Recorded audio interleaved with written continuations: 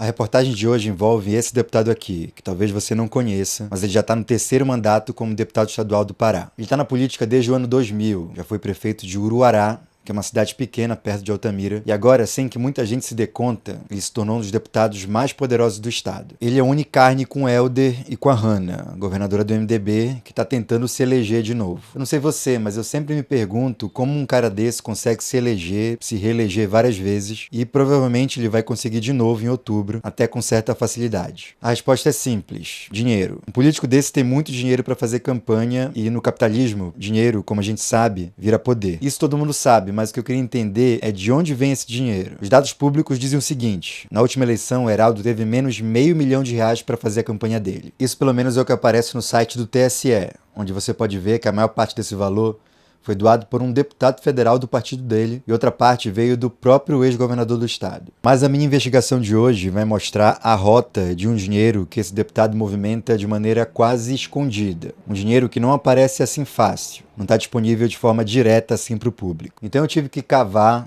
contar, recontar, entrevistar fontes, ligar os pontos e depois de uma apuração jornalística profunda, agora já dá para entender esse caminho todo. Sim, eu estou falando de emendas parlamentares e de como esse deputado vaqueiro, um cara que está ali para representar o agro, está mandando dinheiro para fazer uma série de shows no mínimo estranhos. Shows em Belém, a capital do Pará. Shows que no papel custam em tese R$1 milhão só em cachê, mas shows feitos por artistas que ganham apenas uma fração mínima disso. E para onde será que vai o resto dessa verba? É essa teia que amarra políticos como Heraldo, funcionários públicos, empresários milionários e artistas nem de perto milionários que a gente vai conhecer agora na série A Rota da Grana. Episódio 1, A Chuva das Duas. Chuva das Duas é o nome desse projeto aqui que eu conheci depois que uma fonte me mandou esses trechos do Diário Oficial do Pará, de abril de 2026. Aqui a gente vê que a Fundação Cultural do Pará realizou um show nos dias 24 e 25 de abril com a presença de 9 artistas do estado. Esse valor de 250 mil chama atenção porque aqui fica claro que isso foi pago apenas para o cachê desses músicos, o que daria mais de R$27 mil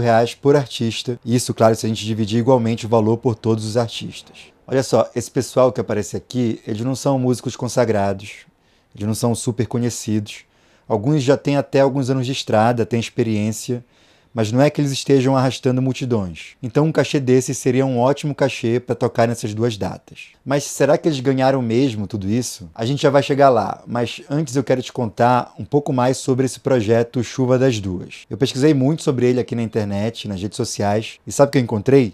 Nada. Simplesmente não tem informação pública sobre esse festival de música que custou R$250 mil para os cofres do Pará. Segundo esse documento, esse festival aconteceu na última sexta e no último sábado de abril, nesse local aqui, uma praça do lado de uma escola pública no bairro do Mangueirão, ali bem do lado do estádio, em tese das 17 a 1 da manhã. Mas vendo aqui o site da Fundação Cultural do Pará, não tem nenhuma divulgação dele. Na página do Instagram também não aparece nada. Eu achei isso estranho, mas beleza. De repente a FCP deixou a divulgação desse evento para a produtora dele, né? Bom, pode ser, isso pode acontecer, mas aqui a gente vai entrar numa parte importante da reportagem. Porque é aqui que a gente vai falar da Tribus Criativa, a produtora que recebeu dinheiro público para fazer esse show. Essa empresa aqui, e uma coisa que chama atenção é que é uma produtora que agencia artistas e consegue um contrato com o governo e não tem um site oficial. Não tem nenhuma página dizendo quem é o dono dessa empresa, quando ela foi fundada, quem são os artistas agenciados, não tem nada. Essa empresa tem um canal no YouTube e um perfil no Instagram, que não é atualizado desde 2024. Sim, essa semana fez 2 anos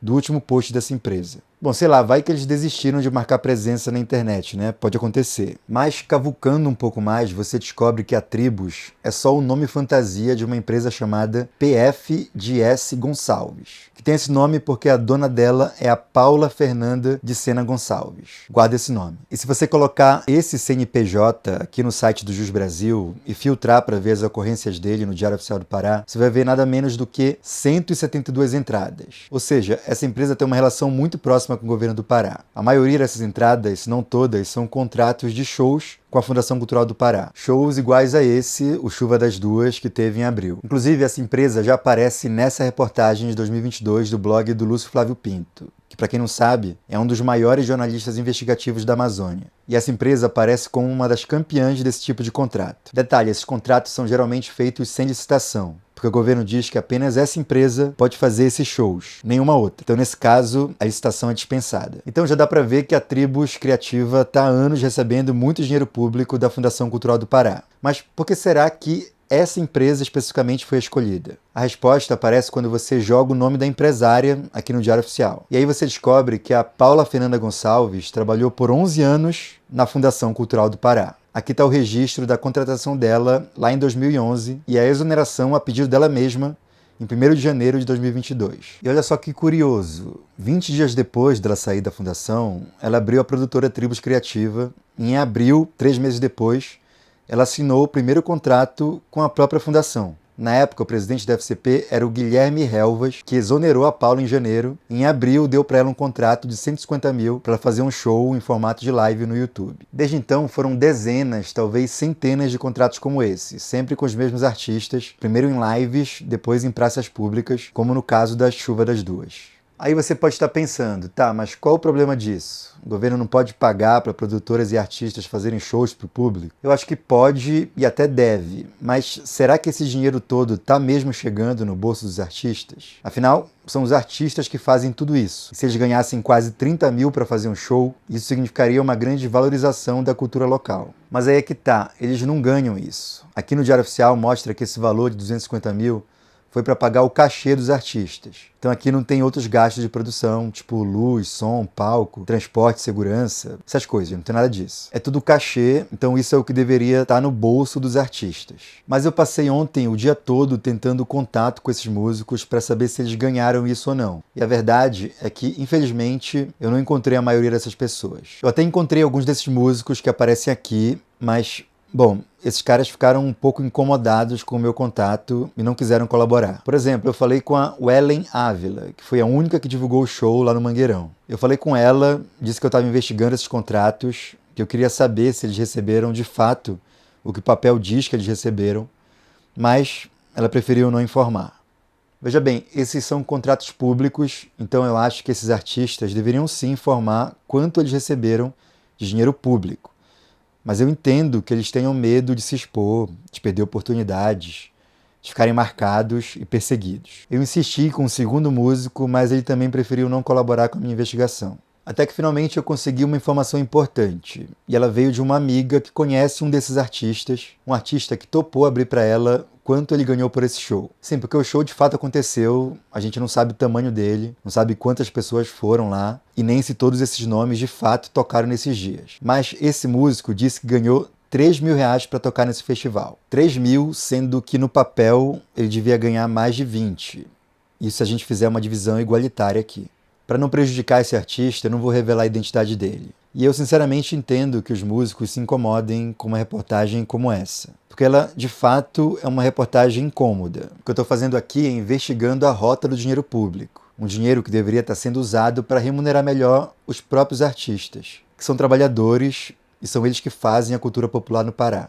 Mas esses artistas estão sendo mal remunerados e uma parte desse dinheiro que chega, uma parte muito grande, vai parar em outros bolsos. Em bolsos de empresários e de políticos que usam o talento e o trabalho dessas pessoas para ficar mais ricos e poderosos. E para descobrir quais políticos se beneficiam disso, a gente vai precisar refazer a rota do dinheiro. Então bora voltar aqui para o Diário Oficial, porque aqui tem uma informação que a gente ainda não tinha olhado. É aqui, ó, 26 EMEN 00372. Esse código é a indicação da emenda parlamentar que pagou esse contrato. Todo ano os governos aprovam no Legislativo o orçamento do ano seguinte, mas os deputados podem fazer emendas, mandar dinheiro para as bases deles, para prefeituras, para secretarias e até para empresas privadas. Essas emendas sempre existiram, mas elas viraram um escárnio na época do governo Bolsonaro, que aumentou em muito os valores envolvidos no âmbito federal, e essa forma de fazer política, entregando o orçamento para o legislativo, se espalhou pelos estados. Hoje a gente consegue rastrear o destino de uma emenda, e foi o que eu tentei fazer, mas não é tão simples assim. O governo do Pará mostra nessa página todas as emendas que os deputados estaduais fizeram esse ano, mas a forma que eles publicam essa informação parece que foi feita para a gente não achar nada mesmo. Percebe que não tem uma forma de exibir todos os dados em uma página só. Não tem como fazer uma busca neles. Então, se você quiser verificar quem fez aquela emenda 372, você vai ter que olhar cada uma das 62 páginas até achar. Bom, como eu não sou burro, pelo menos não muito, eu tive que criar um atalho. Eu pedi para uma IA fazer um código para automatizar essa busca. Um programa para ir em todas essas páginas, pegar esses dados, que a gente chama de raspagem de dados, e me entregar uma tabela buscável. Eu pedi isso para a IA e a IA, obviamente, cagou. Alucinou mesmo, fez um script todo errado, que me fez perder muito tempo. Mas até que eu percebi o erro, eu mandei para ela refazer, depois eu pedi para uma fonte, uma pessoa que me ajuda nessas apurações e que entende dessas coisas, para ela fazer também, agora com inteligência humana. E finalmente eu consegui essa tabela. Uma tabela que mostra todas as emendas que os deputados estaduais do Pará fizeram esse ano. São exatamente 612. Tudo organizado, gostosinho.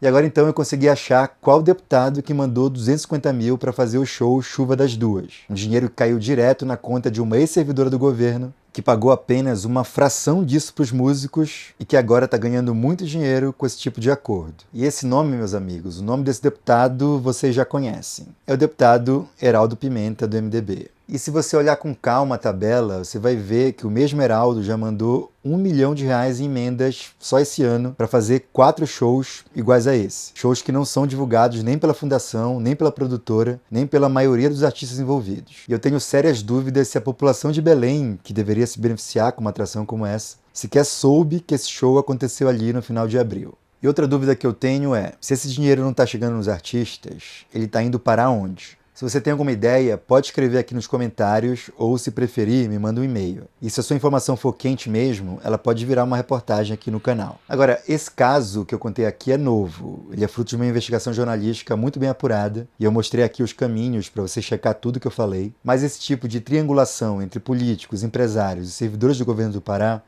não é exatamente novo. Em março, a Polícia Federal prendeu um empresário que tinha acabado de sacar 500 mil reais em um banco de Belém. Um empresário que, adivinha, tinha contratos milionários para fazer shows da Fundação Cultural do Pará. E no carro onde ele estava, a PF encontrou uma planilha de pagamentos com o nome de deputados que tinham feito emendas para shows desse empresário. E nessa planilha também tinha esse nome aqui. Você consegue ler? Aqui está escrito Igor Kawage. E se você prestou atenção no nome que aparece como ordenador da despesa do Chuva das Duas, você vai conseguir ligar mais alguns pontos. Sim, esse é o atual presidente da Fundação Cultural do Pará, o órgão público que deveria estar gerindo a política cultural no estado, mas que, como eu estou mostrando há meses, está servindo para transformar dinheiro público em lucro privado. E essa é só uma parte da verba que esse pessoal movimenta, uma parte que a gente consegue rastrear por meio de documentos públicos. Imagina o que não circula por aí em mochilas, em pastas, em caixa de sapato, valores que talvez a gente nunca vai descobrir. Então, da próxima vez que você se perguntar como políticos como o Heraldo Pimenta conseguem tanto dinheiro para se manter eternamente no poder, talvez a reportagem de hoje te dê algumas respostas. Se você gostou do que eu mostrei aqui, não esquece de curtir, comentar e compartilhar esse vídeo com todo mundo, que você acha que também merece saber. E se alguma das pessoas citadas aqui quiser dar a sua versão, pode me escrever um e-mail que eu obviamente vou abrir o espaço aqui. E eu queria mais uma vez agradecer a todos os meus apoiadores lá do Apoia-se. E se você quiser me ajudar a continuar fazendo investigações como essa, considere, por favor, fazer uma doação por lá ou pelo Pix. E a gente agora tem uma comunidade no WhatsApp, onde a gente troca ideias sobre as apurações que eu faço e sobre outros assuntos também. O link para entrar está aqui na descrição. Muito obrigado e até a próxima reportagem.